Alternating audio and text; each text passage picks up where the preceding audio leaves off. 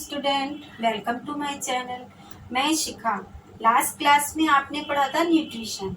आज last class को अगर हम रिकॉल करते हैं तो हमने ये देखा था कि हम अपनी मेटाबॉलिक एक्टिविटी को परफॉर्म करने के लिए हमें क्या चीज की जरूरत होती है? एनर्जी।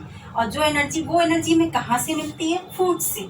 ठीक उसी तरीके से प्लांट्स को भी अपनी मेटाबॉलिक एक्टिविटी परफॉर्म करने के लिए इनको भी फूड की जरूरत होती है। जो कि प्लांट्स जो होते हैं ये हमारे ऑटोट्रॉफिक होते हैं, ये अपना फूड खुद सिंथेसाइज करते हैं। और ये फूड किस प्रोसेस से लेते हैं? ये फोटोसिंथेसिस की प्रोसेस से लेते हैं। The process by which green plants make their own food by CO2, H2O, by light in the presence of chlorophyll is called photosynthesis। Green plants होते हैं वो अपना फूड CO2, H2O के साथ मिलकर सनलाइट एंड क्लोरोफिल की presence में अपना फूड सिंथेसाइज। जो हमने फोटोसिंथेसिस की प्रोसेस बाय डेफिनेशन पढ़ी थी, अब हम इसको एक डायग्राम के थ्रू समझते हैं। ये हमारा एक ग्रीन प्लांट है, हम एक लीफ पे करते हैं अपनी प्रोसेस। देखिए लीफ में इमेजिन करते हैं ये एक तरीके की सेल है। सेल में एक ऑर्गेनल पाया जाता है जिसको हम कहते हैं क्लोरोप्लास्ट। और क्लोरोप्लास्ट में प्रेजेंट होता है क्लोरोफिल, ठीक है, जिसकी वजह से हमारी लीव्स का कलर ग्रीन रहता है। अब ये सनलाइट है, ये आ रही है, जिसको क्लोरोफिल क्या करता है? ट्रैप कर लेता है। एयर से क्या आती है? हमारी कार्बन डाइऑक्साइड आती है। एयर से आ रही है कार्बन डाइऑक्साइड, और रूट के थ्रू, रूट से जो है वो स्टेम के थ्रू बाय जाइलम यहाँ से H2 आ रहा है। अब CO2 प्लस H2O जब कांटेक्ट करते हैं, जब रिएक्ट होते हैं, तो बनता है हमारा ग्लूकोज। ये क्या बनता है? हमारा ग्लूकोज बनता है। अब ग्लूकोज जो होता है वो एक तरीके का फूड होता है। ग्लूकोज को ये फ्लोएम के थ्रू क्या होता है? इसके प्लांट्स के हर पार्ट्स में पहुंचा दिया जाता है। हर पार्ट्स में फ्लोएम के थ्रू ये फूड पहुंच जाता है। उसके बाद जो भी फूड एक्स्ट्रा बचता है वो स्टोर हो जाता है किसके रूप में? स्टार्च के रूप में। और जब ये दोनों कांटेक्ट करते हैं, जब रिएक्ट होता है, रिएक्शन में जब हमारा ग्लूकोज बनता है, उसके साथ हमारी बनती है ऑक्सीजन, जो कि हमारे इस प्लांट को उसकी कोई नीड नहीं होती है, इसलिए बाय प्रोडक्ट के रूप में बाहर निकल जाती है। अब हम देखते हैं इसको एक केमिकल प्रोसेस, केमिकल रिएक्शन के थ्रू देखते हैं क्या इसकी रिएक्शन होती है। मैंने आपको बताया अभी कि कार्बन डाइऑक्साइड प्लस वाटर जब रिएक्ट करते हैं किसकी प्रेजेंस में? सनलाइट की प्रेजेंस में।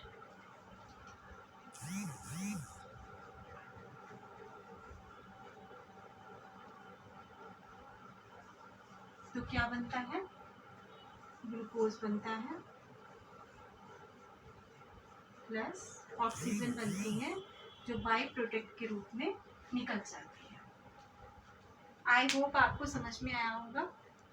अब जो फोटोसिंथेसिस की प्रोसेस आपने पढ़ी थी, उसको हम स्टेप बाय स्टेप पढ़ेंगे कि किस तरीके से इनमें प्रोसेस चल रही है। Absorption of sunlight energy by chlorophyll, यानी कि सनलाइट का एब्जॉर्प्शन हुआ था क्लोरोफिल की हेल्प से।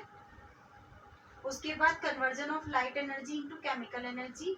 कन्वर्जन किसका हुआ? लाइट एनर्जी से केमिकल एनर्जी की तरफ, यानी कि लाइट एनर्जी का केमिकल एनर्जी में जो कन्वर्जन हुआ, जिसकी वजह से वाटर जो था वो हाइड्रोजन और ऑक्सीजन में स्प्लिट हो गया। तीसरा पॉइंट है reduction of CO2 by hydrogen to form carbohydrate like glucose by utilising the chemical energy, यानी कि कार्बन डाइऑक्साइड का रिडक्शन होना बाय हाइड्रोजन, जिससे कि हमें मिला था कार्बोहाइड्रेट, जिसे हमने ग्लूकोज के फॉर्म में पढ़ा था, जो उसे फूड मिला था बाय यूटिलाइजिंग केमिकल एनर्जी को यूटिलाइज करने के बाद। अब हम बढ़ते हैं how the plants carbon dioxide for photosynthesis. Photosynthesis की प्रोसेस के लिए कार्बन डाइऑक्साइड क्यों जरूरी होती है और ये कैसे लेते हैं? The plant takes CO2 gas from air through tiny pores called stomata. ये आप जानते होंगे कि लीव्स में लार्ज नंबर ऑफ पोर्स होते हैं, जिनको हम स्टोमेटा कहते हैं। ये स्टोमेटा जो होते हैं वो सरफेस पे प्रेजेंट, लीव्स की सरफेस पे प्रेजेंट होते हैं, ठीक है। अब The CO2 gas present in air enter the leaves of plant through the stomatal pores present on their surface and utilizes of photosynthesis. photosynthesis की प्रोसेस होती है, उसमें आपने पढ़ा था कि कार्बन डाइऑक्साइड जो है वाटर से रिएक्ट करके क्या बनाता है, फूड बनाता है। उसमें क्या होता है कि कार्बन डाइऑक्साइड जो होती है वो पोर्स के थ्रू एंटर कर जाती है, और ये गार्ड सेल की जो इसके ऊपर कवरिंग होती है, ये इसके through carbon dioxide, guard cell के थ्रू कार्बन डाइऑक्साइड क्या करती है, एंटर करती है, जिसकी वजह से स्टोमेटा ओपन हो जाता है। अदरवाइज जब गैसों का एक्सचेंज होता है, CO2 आती है, ये ओपन हो जाते हैं, और जिस समय O2 रिलीज होती है, बाहर H2O रिलीज होता है, उस समय ये स्टोमेटा बंद हो जाते हैं, जिसको हम कहते हैं क्लोज स्टोमेटा। और जिस समय CO2 अंदर आती है, जब ये गार्ड सेल ओपन हो जाते हैं, स्टोमेटा खुल जाते हैं, उस समय हम इन्हें कहते हैं ओपन स्टोमेटा। और ये जो है, यही जो है फोटोसिंथेसिस की प्रोसेस में ये यूटिलाइज होता है। अब हम पढ़ते हैं how the plants obtain water for photosynthesis. Photosynthesis की प्रोसेस में वाटर जो होता है वो किस तरीके से एब्जॉर्ब किया जाता है, किस तरीके से ये ऑब्टेन करते हैं प्लांट्स।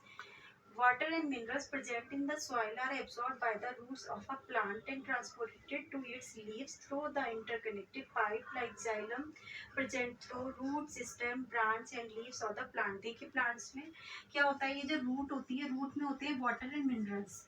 जब क्या होता है, ये रूट्स जो होती हैं हमारी वाटर को एब्जॉर्ब कर लेती हैं, एब्जॉर्ब करने के बाद इनमें जो ये वाटर जो हमारा है जाइलम के थ्रू क्या नाम प्लांट्स के हर पार्ट्स में पहुंच जाता है। क्योंकि फोटोसिंथेसिस की प्रोसेस में आपने देखा है कि ये H2O लेते हैं, ठीक है, किस तरीके से लेते हैं वो बता दिया मैंने आपको कि रूट्स की मदद से ये पानी जाइलम के थ्रू ऊपर पहुंचता है, और ये सारी जो प्रोसेस होती है सब इंटरलिंक्ड होती है आपस में, यहाँ से इसमें पहुंच गया, यहाँ से इसमें पहुंच गया, यहाँ से इसमें पहुंच गया।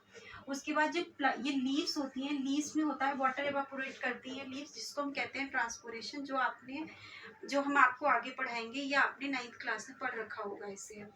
इसमें पानी कैसे ऊपर जाता है, जैसे हम अपने घर में किसी मोटर को या पानी को चालू करते हैं तो पानी नीचे से चालू होकर सारी टंकियों में पहुंच जाता है, उसी तरीके से प्लांट्स में वाटर जो होता है, वाटर एंड मिनरल एब्जॉर्ब करती है रूट्स, और जो जाइलम के थ्रू सारी चीजों में प्लांट्स के हर पार्ट्स में पहुंच जाता है, ठीक है। जिन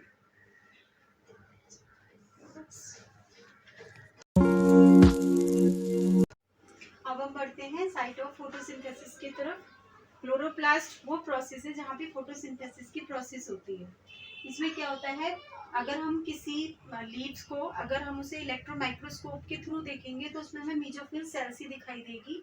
ऊपर की तरफ के पोर्शन को कहते हैं अपर एपिडर्मिस, नीचे की तरफ के पोर्शन को हम कहते हैं लोअर एपिडर्मिस। इसमें क्या होता है, इसमें यहाँ पर प्रेजेंट होता है क्लोरोप्लास्ट, जिसके अंदर क्लोरोफिल प्रेजेंट होता है। क्लोरोफिल जो होता है वो सनलाइट से लाइट को एब्जॉर्ब करती है। बिना एब्जॉर्प्शन ऑफ लाइट हम फोटोसिंथेसिस की प्रोसेस नहीं कर सकते हैं। ये हमारी इसके नीचे हमारा आता है एयर स्पेस, जिसे हम कहते हैं स्पॉन्जी लेयर। स्पॉन्जी लेयर में क्या होता है कि ये अगर हम उसको हाथ से दबाएंगे तो एयर पत्ती हमारी दब जाएगी, लीव्स दब जाएगी, और उसको छोड़ेंगे तो वापस वो उसी जगह पे पहुंच जाएगी, बिकॉज ये स्पंजी लेयर कहलाता है। स्पंजी लेयर इसलिए कहलाता है क्योंकि यहाँ पर एयर प्रेजेंट होती है। उसके नीचे हम चलेंगे गार्ड सेल, यहाँ पर स्टोमेटा प्रेजेंट होते हैं।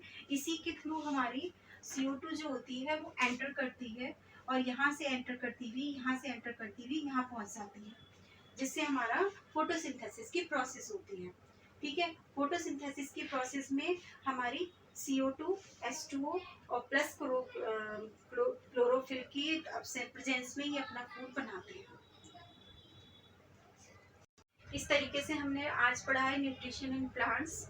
आई होप आपको जितना पढ़ाया उतना समझ आया होगा।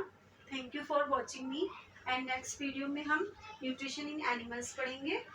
अगर आपको मेरी वीडियो पसंद आए तो प्लीज़ लाइक और सब्सक्राइब करना ना भूलें। Thank you.